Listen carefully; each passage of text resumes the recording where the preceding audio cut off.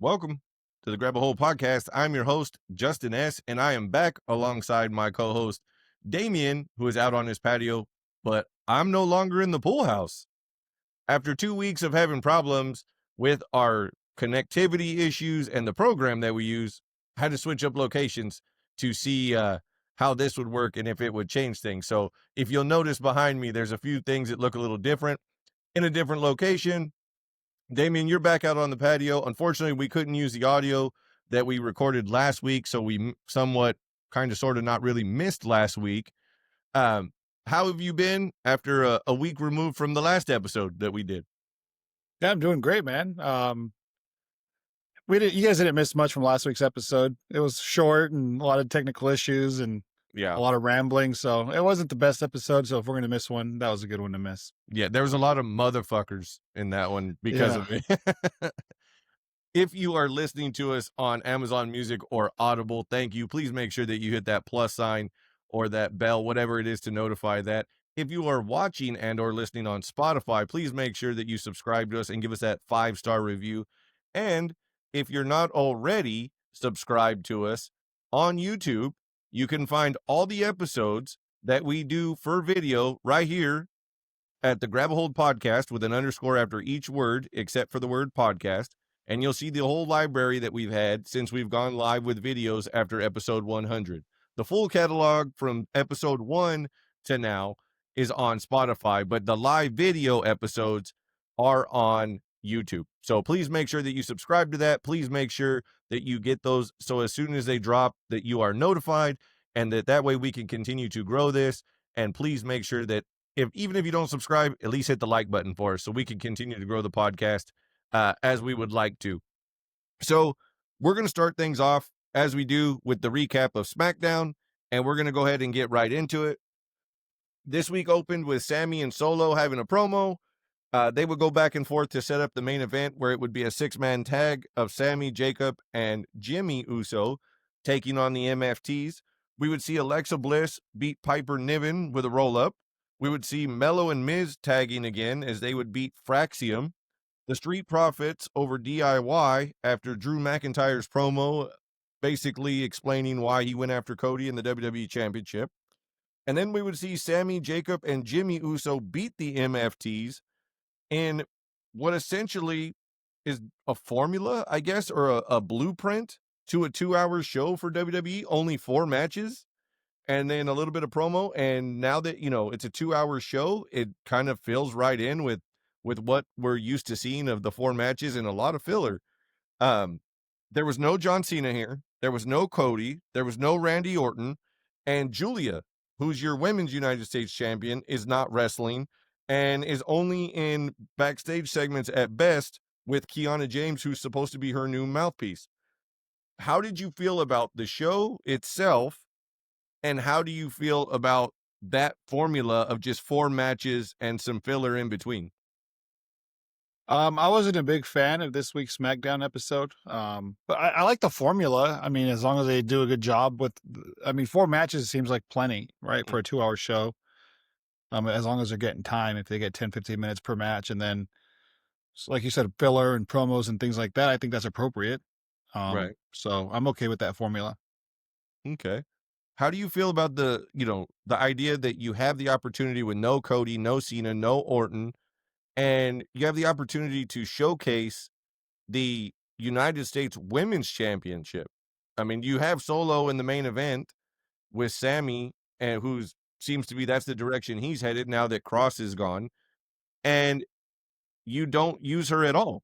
People were clamoring for her. They were excited to see her win the championship. They thought, okay, Stephanie's doing her thing on Raw, Julia's doing her thing on SmackDown, and since she's won the title, she's been basically dust in the wind. Is she hurt? Is she dealing with like some nagging injury? Are they saving her for something? It doesn't seem like it. All reports don't say anything. I mean, she was getting used more before she got the official call up than she is now. Right. So, I mean, I've told you, I'm a big Julia fan. I feel like she just has this like aura about her when she's walking to the ring and she's in the ring. Right. That you can just see it, that she's just has it, I guess. So yeah, like I want to see her in action. I want to see her do more. So I mean, I don't know. She wasn't there at all. I mean, she wasn't even there. So I wonder if there's some travel issues going on or something there. Uh, we would see Sami announce that he is now officially a part of SmackDown. So they essentially traded LA Knight for Sami. There hasn't been any word on a draft of any kind. But how do you feel about those two switching places? I mean, I think it's fine that they switched. I think Sammy looks like an idiot. It was just a couple months ago where Paul Heyman offered him a chance to go to SmackDown and get a world title match over on SmackDown. Right, and He he turned it down. denied, and now he's there. And now he's there on SmackDown, and I guess he's going after the U.S. title. Right. So a little bit of a misstep there by Sami Zayn, but um, I mean, it makes sense for him to be the guy that um works with Fatu and um Big Jimmy. Jim to Yeah. get to go up against the family tree. Do you think that this is just kind of the quote unquote bloodline vortex that Yeah, they can't get past this whole idea of having Jimmy and Sammy work together or Jay and Sammy work together? But it's, I mean, I kind of feel like we're beating this shit into the dirt so bad it's dust. You're it's you're just coming back to it over and over and over again. It's not like every once in a while, or you feel like, oh man, they've been apart for so long. Like, who would they get? And then it's him, and you're just like, um, okay, I guess we're doing this again for the 300th time. yeah. I told you it's Marvel post Endgame, right? Where they Yeah, do some good things, but for the most part, they're kind of just there. not that interesting. Yeah. Um, for the shows comparatively, you said you weren't a big fan of SmackDown this week. As I said, the audio we recorded last week was unusable by the time it was all said and done. How do you feel about, Sammy's previous opponent was Kross. Now they've moved on from that, and he's, officially gone from WWE, and so is his wife. How do you feel about how they used Sammy in Kross leaving, and whether or not that elevated either guy on the way out? And how do you feel about Kross being on the indies? Yeah, I thought Sammy and Cross, I thought they were telling a good story, but then Sammy won both their matches, right? So that they didn't give Cross anything compelling, I guess, to latch on to. I still don't believe Cross is gone. I still believe he's gonna show up in a month or so, 2 months maybe, and do something Mhm. big. So WWE's not deaf to the fans.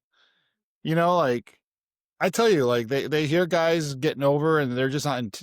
I mean, they're doing something with them. I think in this day Right. and age of fake kayfabe, I guess, for lack of a better word, they're doing something that to trick us fans into thinking something else is happening, and then there's going to be some big reveal later on.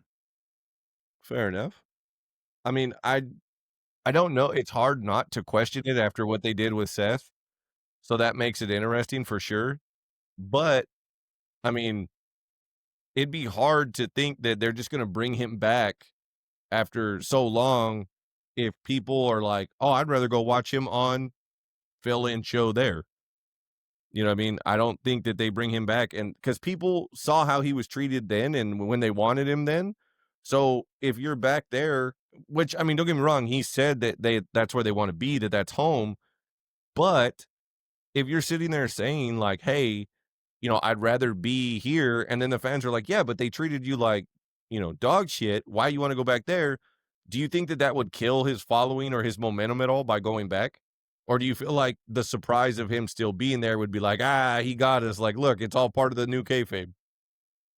No, I think they got to do it right. I think there's a fine line they got to walk. Because if they just bring him back like next week, I think people are gonna be like, "What the hell?"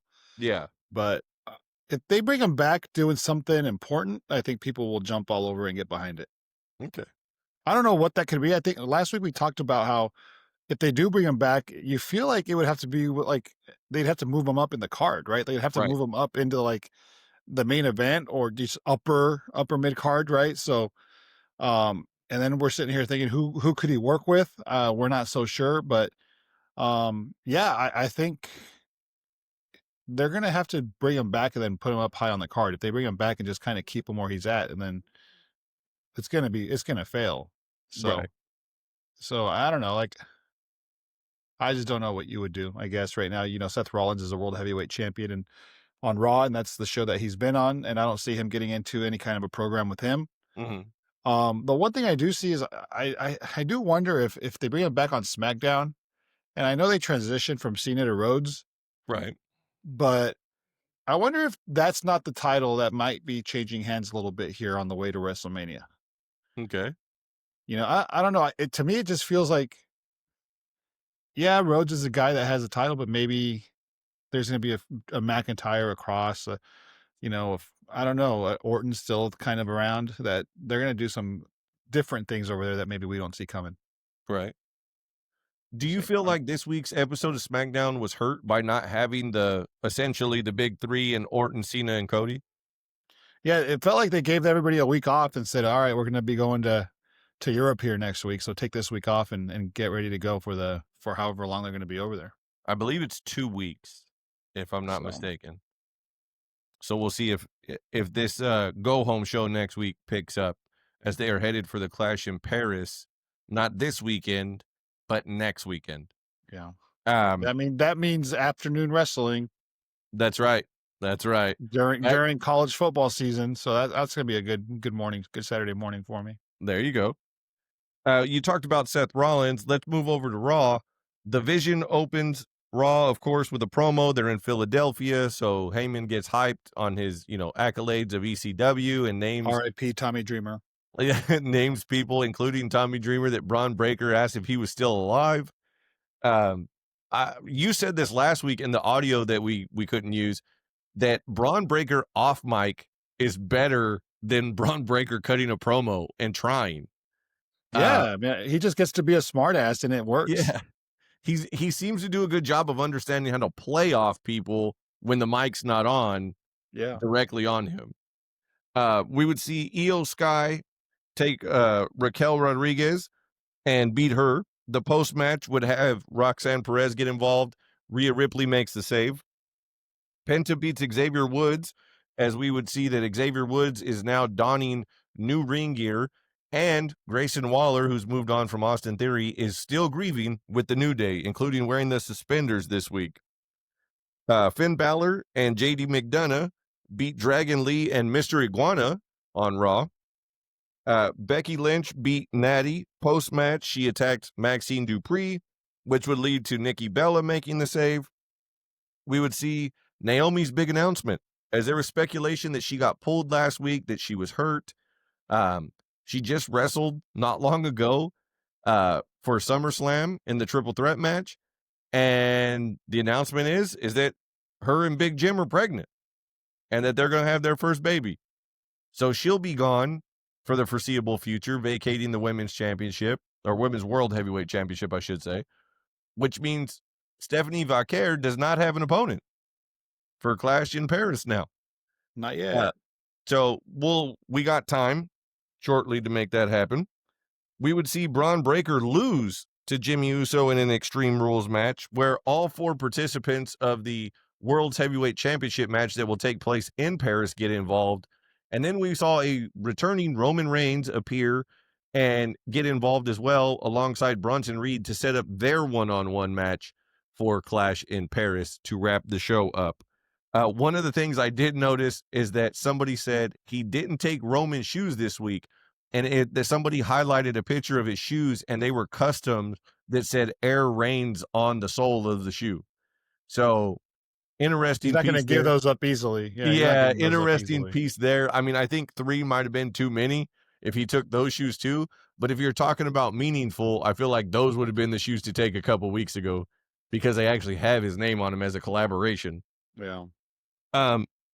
For Raw, do you feel like, or is it just me that feels like with Seth Rollins and the Vision opening up Raw every week with the promo segment that's 15 minutes long or whatever, that like, even if they're not the first ones out, they're involved in the opening segment that's a promo that's 15, 20 minutes long, that this is the Triple H formula that he was a part of, not when he was in charge, but when he was, the world's heavyweight champion with Evolution in 2002 and 2003, that we're just seeing that repeated formulaic carbon copy version of the show open now?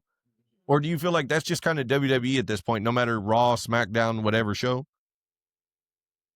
Yeah, I mean, I don't like it. I don't like that they start the show with a promo every time. I would love to go back to the WCW days when they would start off with like high energy, luchador wrestling to kick the show off. Like I just one time wish like I like the idea of like the show starts and boom, somebody's music hits and it's a match right away. Right. Starting every single show with a promo and then it's this, I don't know, I'm sorry, but I feel like it's the same promo every week. Just Right. like we're here, we're the vision, we're gonna take over, we're the future, blah blah. Like, I mean, I'm already. I hate to say it, I'm over it. Right. Like do something more interesting. I don't feel like, okay, I get the whole idea of like taking the shoes and Punk and Roman. I get all that. And that could be like, that part is useful, but I feel like they're not doing a good enough job of making, essentially Heyman the Oracle that he's called, that like he's not the one in Seth's ear. He's not the one that Seth is, pulling the strings, and Heyman's the one that's got, his ear to tell him how to do so. He's literally just there, and he's just, doing his stupid, like, I'm the world champion and we're the future and the present, blah, blah, blah. Instead of using the two Bronze as henchmen to get those things and using the size of those two, using them as a tag team. I'm not saying you got to put the tag titles on them, but it would be more interesting than what they're doing with them right now. And to see like Bronson just decimate people, whether in a tag match or one-on-one, how many times do we sit there and go, yo, that really made him look like another level of monster when he was doing that shit to Seth when they were having their feud? Like the 7 tsunamis was huge, and then he did it the next week on someone else, and he kept going on Braun Strowman. And so, I mean, they've gotten away from that. I get, like I said, the Shula Fala thing and Tribal Thief. Okay, cool. I get it. And Jordan's, that's a thing. So I understand all that. And we talked about, why it's important that he took his shoes, punking him out. That's a street thing, that if you get your shoes taken from you and you get punked, that's a real thing.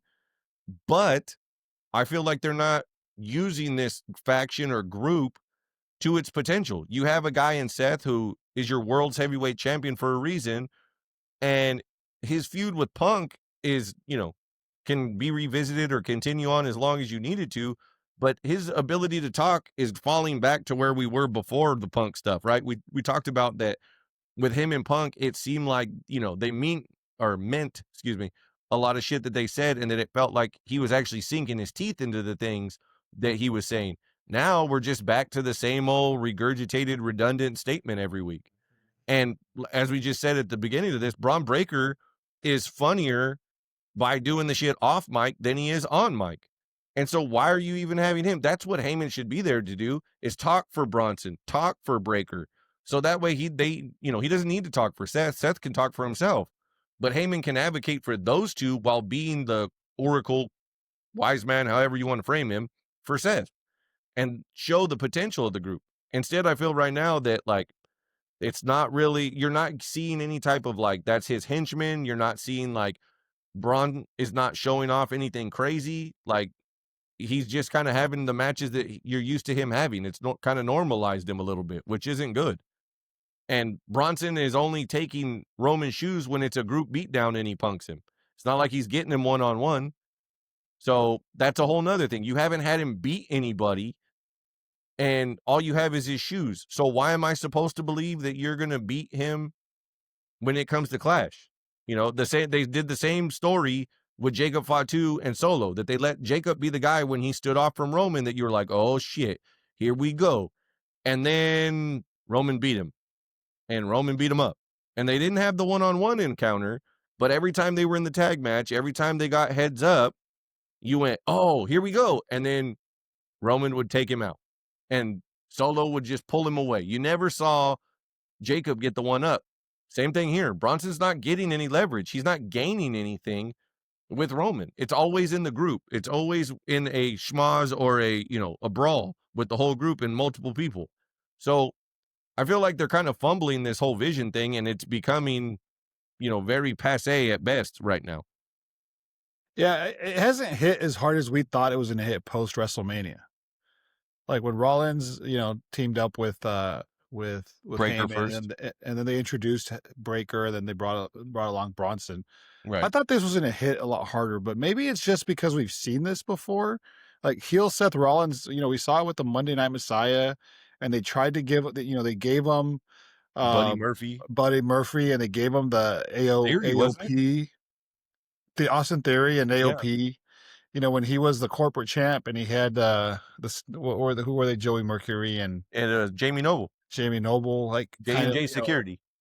yeah, kind of behind him and helping him, helping him do the dirty work. Like we've kind of seen this like character of Seth Rollins, and yeah, to your point, I would like to see more of Paul Heyman kind of being the guy that's kind of pulling the strings and directing him and telling him what he should do, kind of advising him, Right. rather than just kind of standing in the background, because it just feels like it's the same heel Seth Rollins character that we've seen in the past.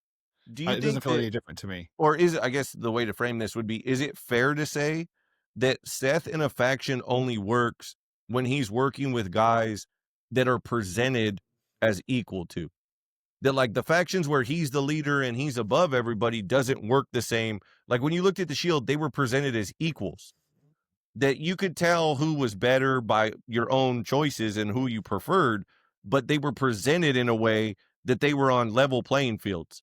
Now, I'm not saying that Braun Breaker or that Bronson Reed is on a level playing field, as Seth's experience and a multi-time world champion makes the difference, but you can present them in a way where they're doing 6-man tags, where they're doing stuff together, where it's not just, like you said, Seth's just doing I'm the boss, Heyman's in the background, and these two guys do everything else. Like, I feel like this could be handled very differently if you see what worked for him when he's been in a faction. Because to your point about the Monday Night Messiah thing, that didn't really work either.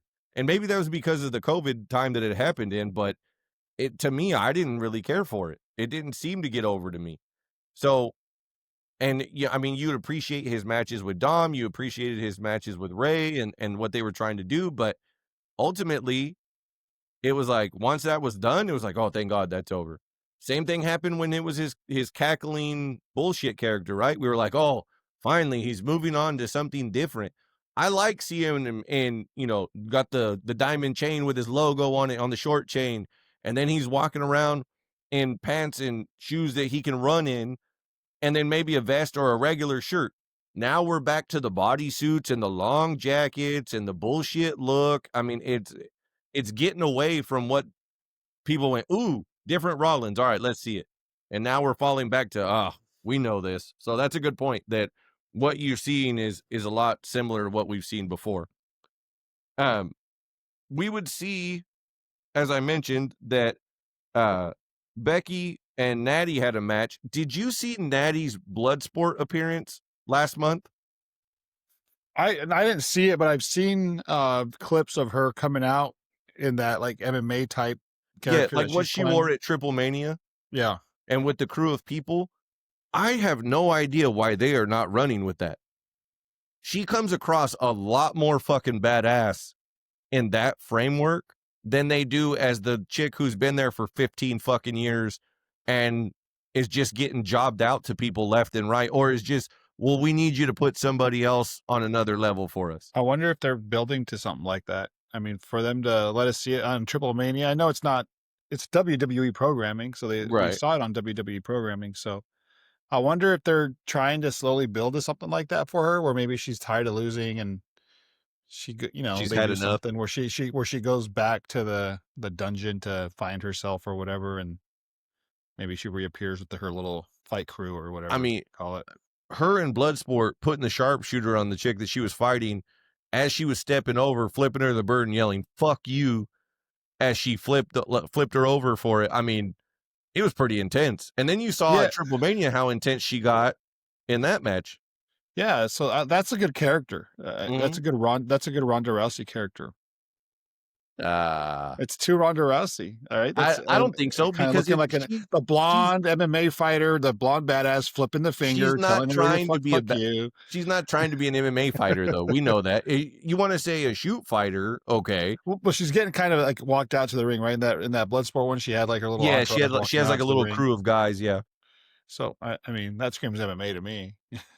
I mean that's boxing, walking people to the ring. Yeah. That's combat sports. Yeah, yeah. So I hope that they're headed towards something like that. I feel like that would be more helpful for her, and it would freshen up something in the women's division as something different, right? And it's a So, perfect, I think, intercontinental champion. yeah, Especially if she's kind of like that gatekeeper, that person that if you can keep up with her and get through to her, that can elevate you to the main yeah, she could be the measuring card. stick. Like, yeah. Yes, absolutely. Um, we mentioned that Naomi announced that she's pregnant and vacating the title. Did you see Rikishi's comments today or yesterday? Were they real comments or fake comments? I'm not sure, I think but the comment that I read was that he said, "Oh, now people are getting pregnant. We didn't used to do that when we got the strap. I guess things are different now." I saw that. I think that was like a satire account. It might have been. That's what I saw it on a satire account. Okay, I saw it on a regular account. And if it's not, then he's playing a shtick, right? Then he's playing a character. Well, Then everything that he's been doing on social media and on his podcast or whatever, then he's just playing a character. He doesn't mean all those things that he's been saying about the WWE and the way that. Well, that's what I was going to ask. Do you feel like it has hindered the people that are in his family, like Jay and Jimmy and the people involved, hindered them by, and not just like on screen, but backstage, for somebody to be like, "Hey, tell your dad to shut the fuck up." Like he's saying too much.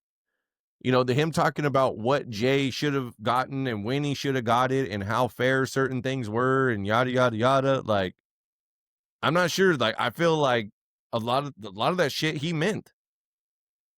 Like, I don't think it was entirely a shtick. I mean, it feels like that would be something he meant, but if he meant what the comment that you just said, then clearly that he doesn't really feel that way. Right. Because it's one or two things, right? Either that was a fake thing that you saw, because I think I saw it on a satire account, parody account. Mm-hmm. And two, he didn't mean it. He was joking, or he's just playing a character that just wants to play devil's advocate all the time. Okay. Which is not who Rikishi was. I guess that's just not the Right. Rikishi that we know from his WWE days. Right. One of the things I wanted to bring up, we just mentioned Natty and we mentioned Mr. Iguana, TripleMania. So we saw Worlds Collide not long ago, and they'll be running another one in September in Las Vegas, where Dom will get his rematch with Vikino.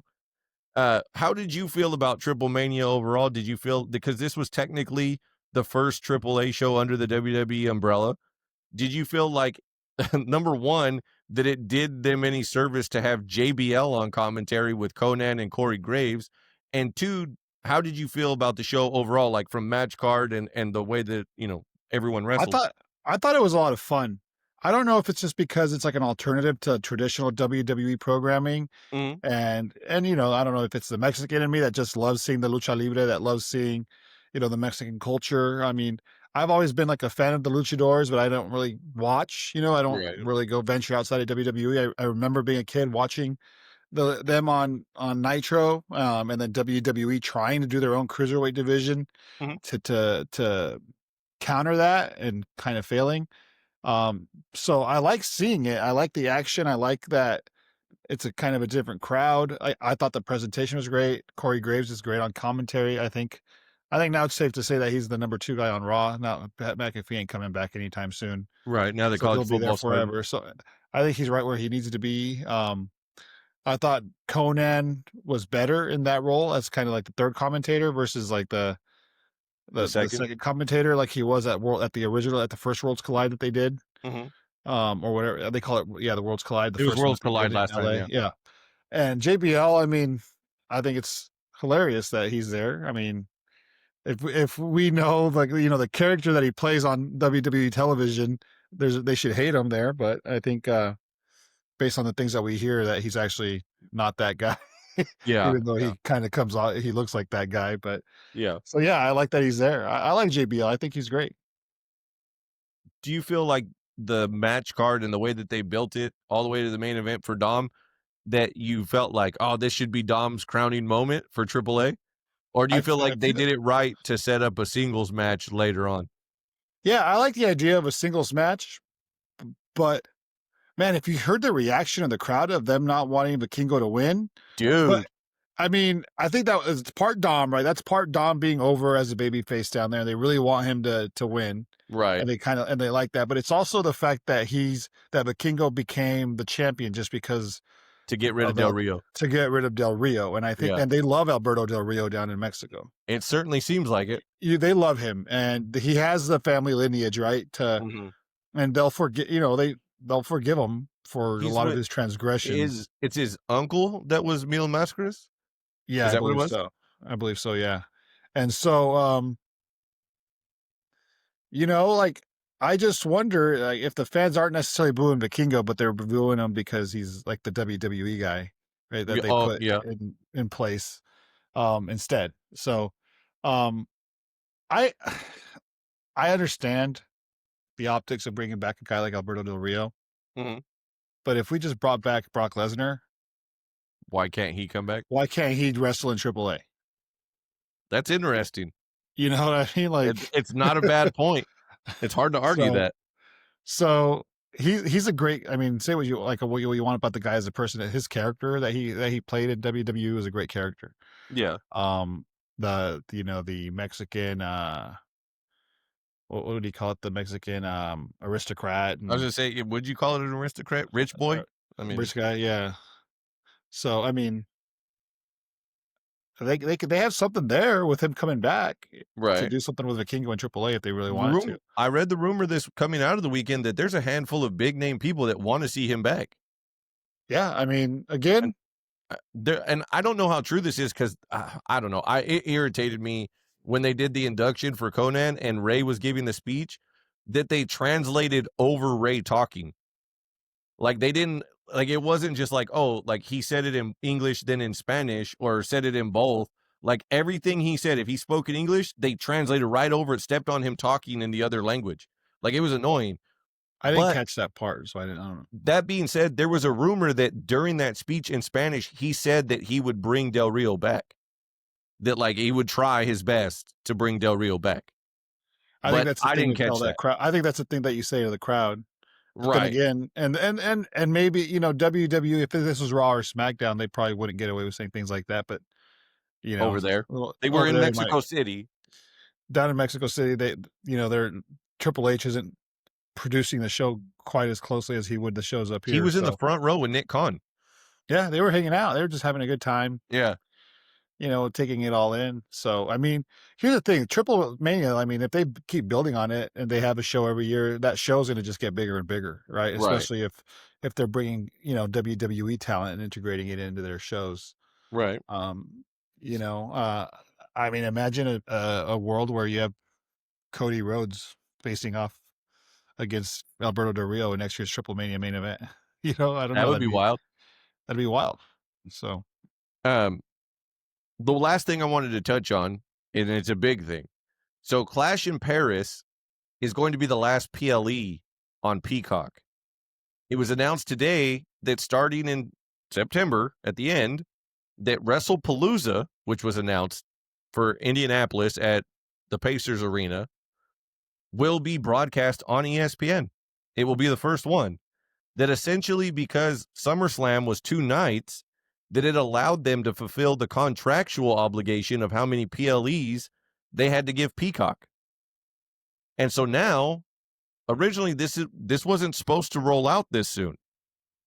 But ESPN just rolled out their new version of the app this weekend. By the time, if you listen to this when it drops, it'll be within the next day or so. If you're listening to this on the weekend, it's already dropped. So ESPN will be the new home of PLEs by the end of September. So, and it was announced on social media today by WWE and Triple H. I had not heard any of this. I had not seen any of it. Yeah. This is your breaking news to me right now. So quickly, at the same time as the NFL season is kicking off, now you're going to have to jump to ESPN. This isn't a next year thing. This is a now thing. How do you feel?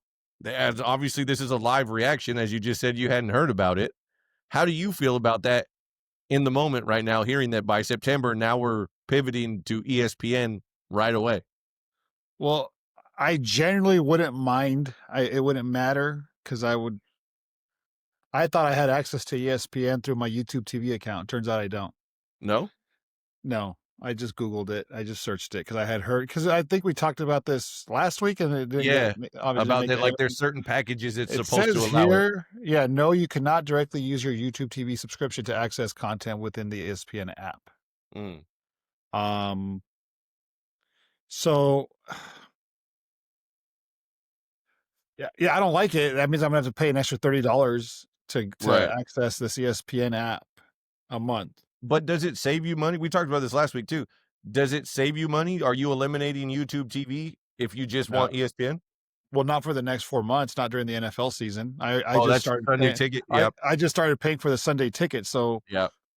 I need the YouTube TV to watch the Sunday ticket. Right. So I may not watch any WWE PLEs until After December. After December. WrestleMania's the road to WrestleMania. until Royal Rumble starts. Yeah, I'll be back for the road to WrestleMania. I'm sure there's ways around it. I'm sure I'll be able to use your ESPN account. We'll do something. We'll figure something out.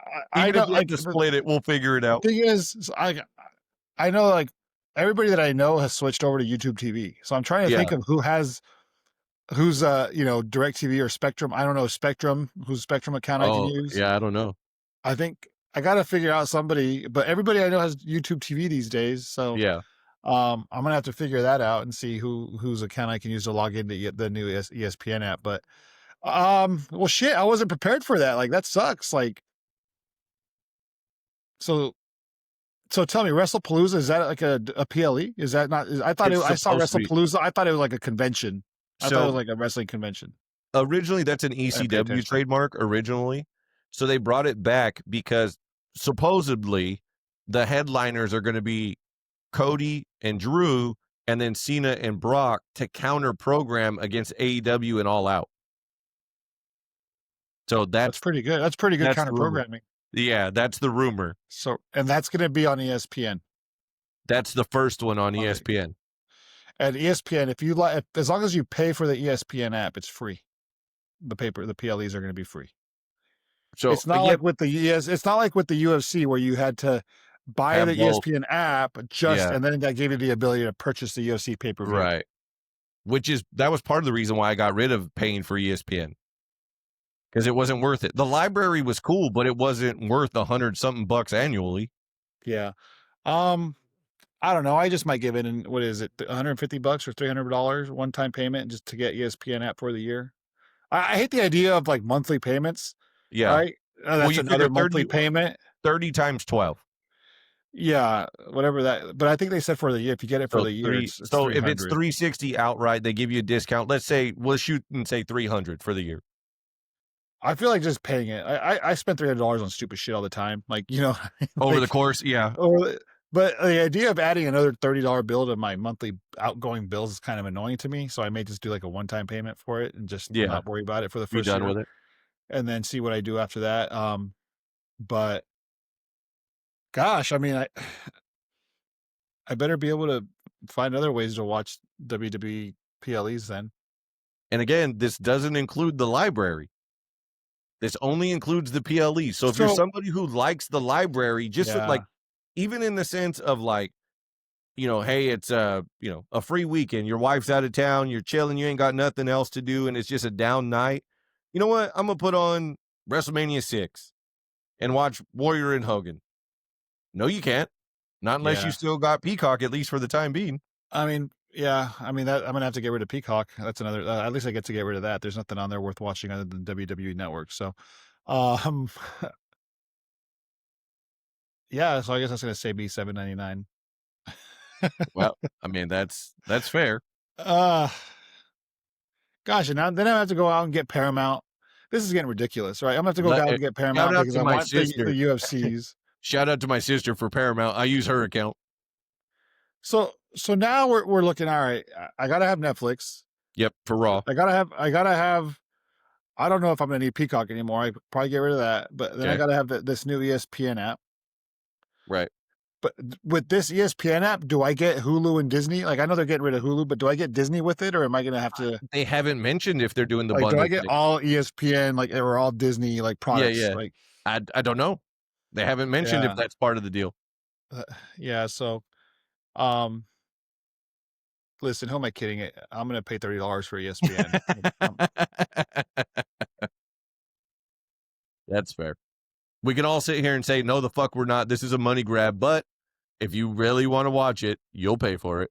I mean, it sucks because I mean, but the thing is, I mean, I mean, a lot of us are paying what $11.99 for It's the anywhere. If you're paying for the premium amount, it's Peacock 14. If you're for paying the Peacock. regular one, It's yeah. 14. If you're paying the regular one, it's 12.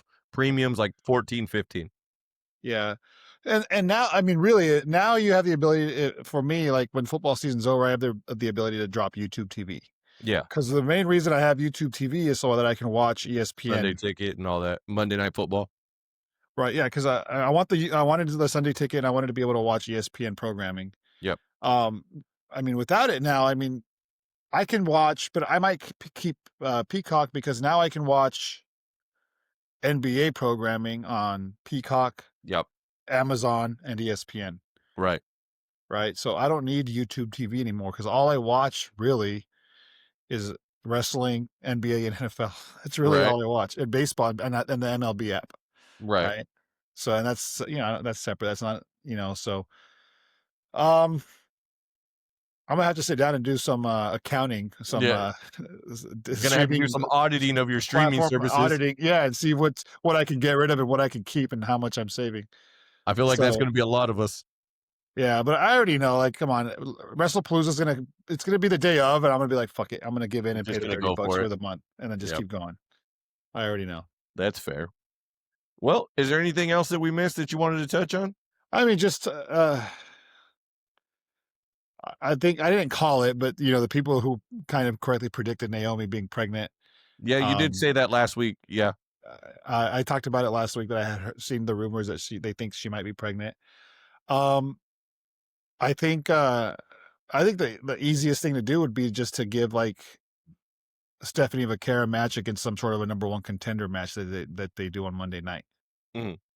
Like I would actually like to see like a mini tournament on Monday night where they bring back, they do like two 6-man or two triple threat matches with the winners facing off in the main event. Mhm. And so you have 6 women involved, narrow it down to 2. The winner gets Stephanie Vaquera for the World title. world title. But who knows? I mean, were they planning on? I guess that means were they planning on Vaquera winning it in Paris? Right. Or if they do that, Was this and going to then be she a wins, match or was this going to be a program or a feud? Yeah. or were they going? Yeah. So we'll see how they pivot. But part of me feels like they like when Vaquera first got called up, they were like just rocketing her to the moon, right, where she was going to be champ. Right. But then she won the number one contendership, and she hasn't been on TV. Like she hasn't been Disappeared. doing anything. It was like they wanted to just kind of keep her away until it was time for the match. Right. So I don't know. I don't know what's going on there. But to me, I think the easy fix would just be let Io Sky win this little, become the number one contender, and her and Stephanie Vaquera go off and then have their match at Clash in Paris. That would be a fun one. Are there any European women that would elevate that title on that card, like winning it in Paris? I mean, I know Becky's is Irish, and are there any French women or no? So Io would be a fun one. Her and Stephanie would be a fun one. I mean, that'd be a fun match. They teased it before, right? So yeah, that would be a fun match. I think that'd be the way to go. And then I do want to talk about Asuka turning heel, or the potential. Okay. I mean, I think that's where they're going. Yeah. And just like the potential of unhinged Asuka and Rhea Ripley having some sort of a feud, because they're, Rhea and Io become friends and Asuka and Rhea have a thing. Right. Like those are, I mean, Correct me if I'm wrong. Have they had like matches on the main roster before, I was trying to or any think. I kind of a I program? don't think so.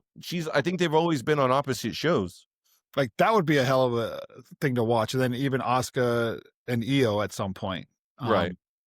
And then however they want to throw Kairi Sane in there. And mix that up. That'd be fun. And then I also liked Bayley kind of starting to be kind of like she's the schizophrenic Bayley, where she's like battling being a hugger with Yeah. the heel that she was with Damage Control. So she wants to go back to having an edge. So I kind of like to see what they're going to do with her. Okay. I will say, I feel like there's more intrigue with the women right now. I was just about to say that. It sounds like the upside is with the women's division.